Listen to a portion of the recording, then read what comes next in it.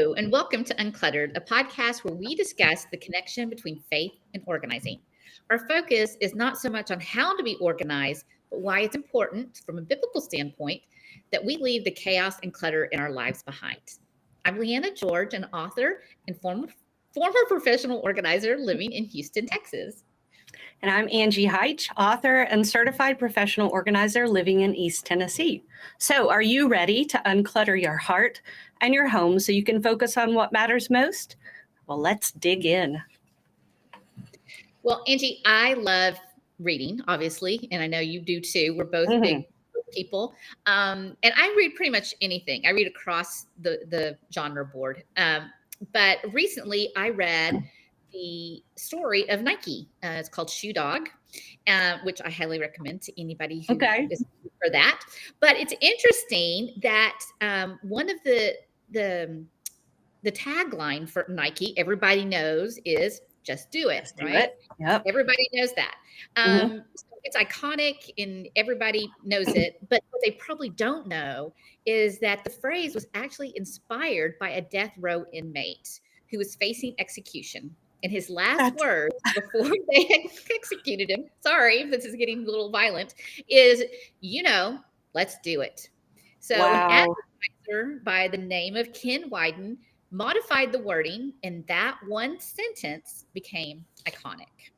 So even though the words just do it seems simple enough, when you want to get organized, it can feel like you're on death row facing execution. It is so hard sometimes to just do it, Yes. It's so easy. But then it's like, well, where do I get started? Or what do I do? So in this episode of what we're calling How Do I Get Started? We want to talk a little bit about the process of getting going, so that you aren't feeling like you're about to meet your death, or that you do it only to discover you have no clue what you're doing. We want to share a biblical process for getting started on whatever organizing project you may try to undertake. Yes. So we're going to talk about the book of Nehemiah. It's an Old Testament book that maybe doesn't get a whole lot of attention, but it is a fantastic example of how to take a huge, overwhelming problem and go through some steps to bring it to completion and to do it in the spirit of serving God. I love the book of Nehemiah. Nehemiah was a cupbearer. And basically what that means is his job was to taste the food and the drink that the king was going to have, to not just make sure it tasted good, to make sure it wasn't poison. So he was protecting the king and his life was on the line every day. It was a very important job. But he was really missing the people in Jerusalem. He was away from there at the time. He was in the citadel of Susa. And so some people came from Jerusalem, and he asked them, so how's the remnant that survived the exile, and how are things in Jerusalem? Well, they did not have any good news for him. They said, it's a really bad situation. The wall has been torn down, the gates are burned, and it's not good. Nehemiah was so devastated by that news that he literally sat down and wept. In fact, for days, all he could do was weep, mourn, pray, and fast for days. And he knew something needed to be done, but can you imagine, you are not even there at the moment, but you just are grieving this so much. So we're going to be talking through his story, the steps he went through to undertake and complete this project, and then showing how you can use those same steps as you're thinking about uncluttering and organizing your life. So, Leanna, tell us how he got started. Yeah, so I'm with you, Angie. I think Nehemiah is probably one of the most overlooked books in the Bible, but gosh, it is rich with guidance for us. And so when you and I started talking about this, my mind just went to Nehemiah because he knew how to undertake a project. And the first thing he did was he started the process with prayer. If you look at chapter 1, verses 5 through 11, if you look at chapter 2, verse 4, and chapter 6, verse 9, he was praying all the time. Mhm. Let your ear be attentive, Lord, and your eyes open to hear the prayer of your servant. Give me success and grant me favor. Strengthen my hands. He knew that without God's help in this undertaking, he would not be successful. And so that's what we need to do before we ever start any organizing project Mhm. is start with prayer. And if you think, oh, God's not interested in the mess and the muck of my life, you're very wrong. Yeah. That's exactly what he's interested in, right? He Yes. takes our mess and turns it into a message. He will take our mess and he will turn it and transform it. But we need to let him guide us. We need to let him give us success, grant us favor, and strengthen our hands. Because it is an undertaking, especially if it's something you struggle with on a daily basis. So we can't emphasize enough, start with prayer. The second Absolutely. thing that Nehemiah did was he made a plan. Mhm. And so many times I've heard people, okay, let's just jump in and let's just get going. And while that's exciting, if you don't have a plan, then you're probably going to find more obstacles along the way, which are only going to deter you and which are only going to sabotage your efforts. Mhm. So Nehemiah started with a plan. And so in chapter 2, verse 6, he set a time. He's like, this is going to get done in so many days. And we know that what he did in 52 days was Oh, incredible. wow. Yeah, it was Wow. 52 days for him Huh. to rebuild that wall. So don't ever think that you can't do something quickly, or that some projects it's going to take years. Mm. But Nehemiah had a plan, and so you need to do that too. And one of the things that I always tell people, especially when they're trying to work on organizing projects, is to schedule the time in your calendar. Oh, so important. Yes. Yeah, because what gets scheduled gets done. And, Mhm. if you say, "Oh, I'm gonna organize next week," guess what? It's probably not gonna happen because you did not set aside. The next thing you know, kids' soccer games or a work job thing comes up or, whatever. Yeah. And unless you definitely set aside that time and consider it precious, then yeah, Right. it's probably not gonna get Or done. or it could be that remember from the Dirty Words of Organizing episode, that someday. I mean, get Yes. organized and declutter someday. Yeah. Exactly. Yeah. Yeah. Very good point. Yes, Yeah. exactly. So write it down on your calendar. It doesn't have to be for all day. It could be for a few hours. It could be, just 1 hour. But if you'll find that if you'll schedule it like Nehemiah did, you get a lot more accomplished. The other Mhm. thing is he made preparations before heading out. Okay. When the Mhm. king asked him, Nehemiah, you look so sad. That's so unusual for you. What's going on? And he poured out his heart to the king, Mhm. and then the king said, what do you need? Nehemiah was ready with his answer. I need Yes. this, I need this, I've got these letters, I'm going to need these things, right? And so he was able to, he didn't have to sit there and the king go, well, let me get back to me with what you got. He was ready to go, and the king was able to supply everything that he needed so that he could get started. For Mhm. you, if you are trying to get organized, then we would suggest that maybe you take a little bit of time and prepare by collecting some trash bags, some boxes or some bins. We've got our free decluttering signs on our Mhm. website. And so you might want to have those to help you while you're sorting. Yes. Maybe some Sharpies or some tape to, make notes of different things. But you definitely want to have those things prepared, because otherwise what happens is you stop because you're like, oh, I got to go get that. I need something to Mhm. store this in. And then what happens? You get distracted and you never come Yep. back to that organizing Yep. project. So have things prepared. Angie, what was next? Yeah. All right. So next thing is Nehemiah studied and examined this situation thoroughly. So he met with the king, got his letters of permission, and got all the stuff he needed, and then he went to Jerusalem, and he spent a lot of time walking around, looking at the wall, looking at the gates, thinking through the process. So that same thing for you in your uncluttering and organizing. Spend some time learning about the organizing process, looking around, evaluating areas in your home with your physical stuff, your calendar. We talked about last episode, Clutter 101, the clutter in as far as your stuff, the clutter in your schedule, the clutter in your mind. Think about and assess the situation really, really well before you get started. What kinds of clutter are you going to need to address? So study and examine the situation. And the next step that Nehemiah took was he didn't go alone. So once he made that thorough assessment of everything in Jerusalem, then he gathered everyone together. And he told them about having talked to the king and how the king had given him letters and given him favor and permission to be off for a while, about the gracious hand of God. And so everyone heard this story and they're like, all right, let's start rebuilding.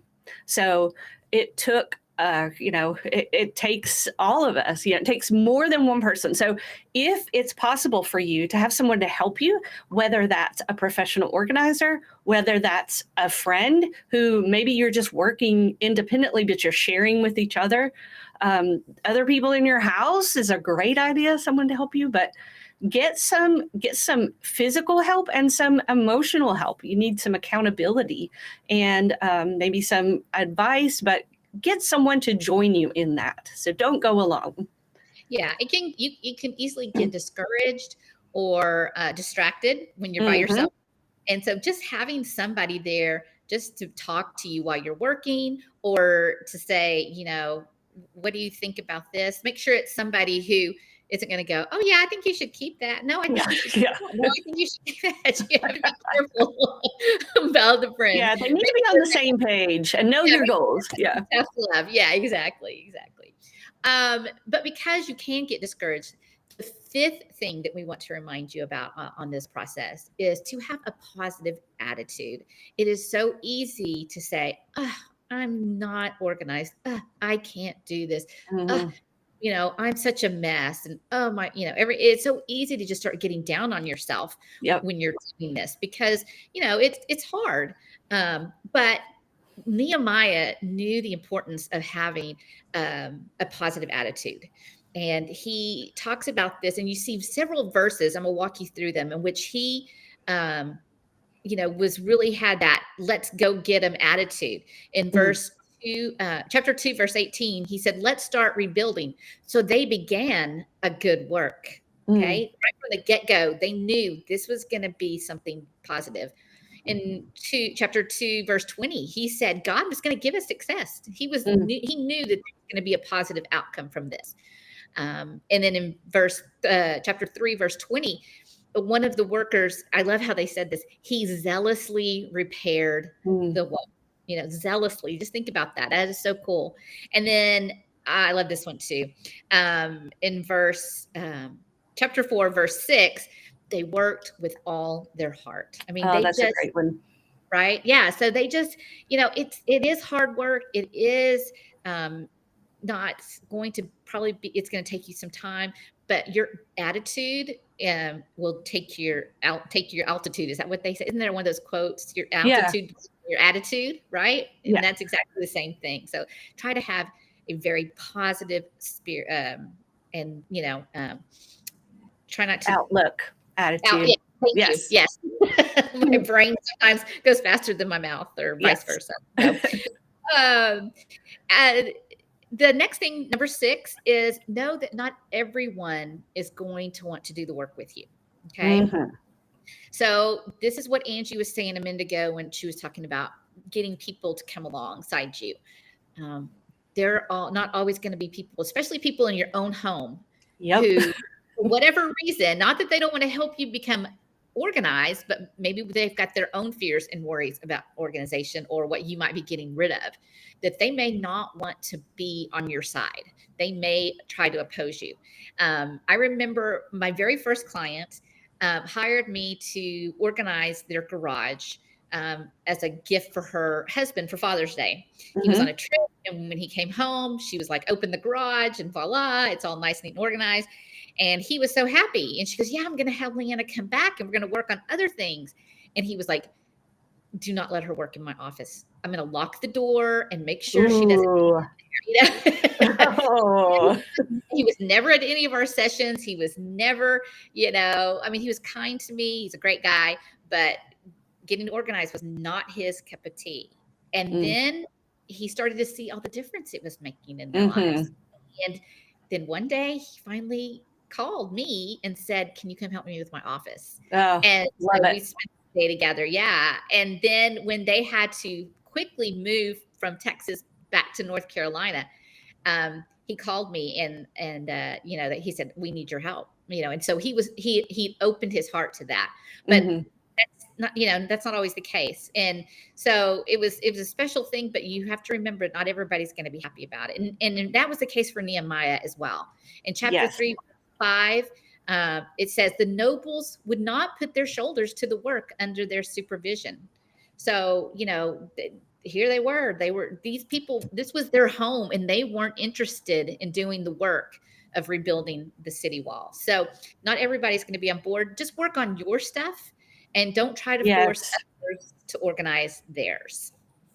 Hopefully Absolutely. you'll be an example that they will come around in time. Hmm. Yeah. So the next thing we'll say that Nehemiah did, just to know ahead of time that you may at some point, in fact, you probably at some point, get about halfway through or so and start going, wait a second, what am I doing? I don't know what I'm doing. This is crazy. I do not have the skills. I'm not equipped. Think about Nehemiah. His job was to taste things for the king. He's not a construction worker, right? He's not a metal forger. But the people that worked on this wall, there were priests and goldsmiths and perfume makers. Do you think they felt equipped? I mean, I am sure that they were probably just, oh man, I don't know about this. So just know that it is normal that you would have these feelings of doubt, but do not let that deter you, especially if you have committed this process to God, prayed, and gotten help. And God knows the reason I want to get this stuff out of my life, to unclutter my life, is so I can focus on you, God, so I can focus on my family, on the things that matter most. He is absolutely going to give you the strength and the skills that you need. So don't be surprised if you start doubting yourself, but don't let that deter you. And then in the same way, here's another thing that you can expect. You can expect maybe not everyone in the house is on board. Some people maybe, don't want to be involved, but may get some outright opposition. Now, Nehemiah and those who are working on the wall, they had their hands full. There was Sanballat and Tobiah. Not sure if I'm pronouncing those correctly, but they had so much opposition. So it started as just kind of heckling, insults, accusations. They said some of the things they said were funny, like, if a fox climbed up on that wall, the stones would fall down. You're doing a horrible job. So, and it went from that to downright attacks. Despised, insulted, attacked, tempted by distraction, false accusations. They were saying things like, oh, well, there's a rumor going around, Nehemiah, that you're trying to take over things. So we're going to have a meeting over here. We need you to come with us. And he's like, no, I've got to do this wall. I mean, they tried everything to distract him and the other workers, to just physically attack them. So it may be that you're going to have some distraction, some opposition, and it's going to come from Satan. So we talked about episode 1 from the very beginning. God is a God of order, of peace. So if Satan sees you trying to clear clutter from your life so you can be closer to God, well, then he is just going to come at you. And Ephesians 6 reminds us, put on the full armor of God so that you can take your stand against the devil's schemes. So don't be surprised when things start coming up in opposition to your work, and be ready to fight through those with God's strength, with prayer, with that accountability partner, and with all those plans that you've made. So don't let that opposition stop you. That's right. Yeah. And it can be. I mean, when people, I don't think I've ever heard of anybody, physically attacking somebody for getting organized. Let's hope that has never happened. But, some people can get very defensive and because, they get comfortable in their chaos. And, and so that, bringing that order into your home and your life means that, there's no more comfort. And so they can become very defensive. And in Nehemiah's case, like you said, they started attacking them. Yep. So, rather than go, oh, wait, they've got knives, people, let's stop working. No, they decided, you know what, we're going to counterattack. And so, don't be afraid if you have to work and fight at the same time. then do that. Okay. Because that's what Nehemiah did in chapter 4, verses 4 and 17. He said, don't be afraid of them. Remember the Lord who is great and awesome, and fight. And then it says, those who carried materials did their work with one hand and held a weapon in the other, and each of the builders wore his sword at his side as he worked. That is so cool. Isn't that This cool? could be a movie. There needs to be a Nehemiah movie. I know. That would be really great, right? It would. I mean, such a visual image of them, pounding away, or however. I'm not a construction person, so I don't know what they were doing. Pounding, nailing, bricklaying. I have no idea. But they were doing it with their right hand, and in their left hand, they had their swords ready for anybody who was coming at them. And you don't necessarily need a sword, but you do have the sword of the Spirit, and the sword of truth. So use those. Those are your weapons that God has given you. So yes, don't be afraid to seek out those to help you. And then finally, once that wall got built, once you get that organizing project uncluttered, make sure you celebrate your success and remember what God has done to help you. It may take you 52 days to get your bedroom straightened up, or it may take you, 5 months to get it done. But whatever it is, you didn't do this alone. You had God there with you. You had somebody else. You were fighting the good fight. And then take some time to celebrate and reward yourself and pat yourself on the back for a job well done. In chapter 8 of Nehemiah, it says, the Israelites assembled and read the book of the law. Ezra praised the Lord, the great God, and all the people lifted their hands and responded, Amen, Amen. Then they bowed down and worshiped the Lord with faces to the ground. So love it. Make sure that you celebrate and give yourself a pat on the reward, and then sing a praise to God. That's awesome. Yeah. So, and summarizing, so we were talking about the story of Nehemiah and how we can use the principles from that story. Nehemiah was faced with a very, very difficult, overwhelming situation, but he used this step-by-step approach to have success. And you could do the same. So starting with prayer, going to God from the very beginning, making a really good plan, study and examine thoroughly everything that you need. Don't go alone, get some help. Whatever that help needs to be. Having a positive attitude from the very beginning, using positive language and predicting success. Know that not everybody may want to do the work with you, and that's okay. You take who you can get, and you do the work. Don't be surprised when you start doubting yourself, doubting your success, but don't let that deter you. Also, don't be surprised if you have some opposition, and most likely that's going to be from Satan, who does not want to see you get uncluttered so that you can focus on your priorities. Don't be afraid. If you have to, you can work and fight at the same time, like Nehemiah and the other workers did. And then don't forget at the end, when God gives you success, because if you devote this to God and get strength and get what you need from him, you will be successful. Don't forget to give him praise and to take some time to celebrate.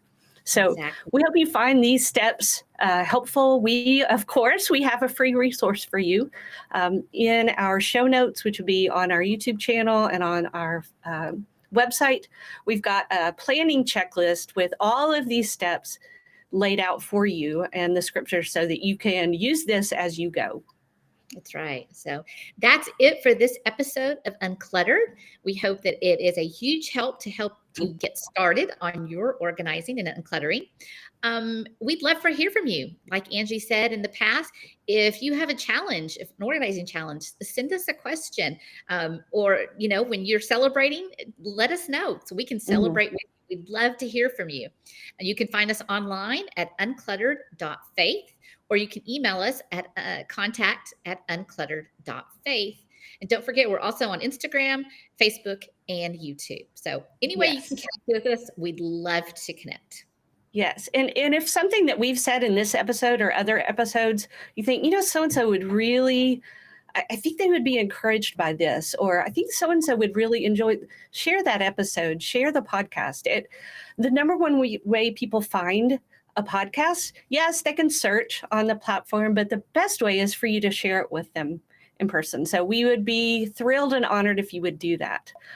Love to hear from you, and love having you along on this journey as we unclutter our lives so we can focus on what matters. So until next time, we want to remind you, an uncluttered life is an abundant life.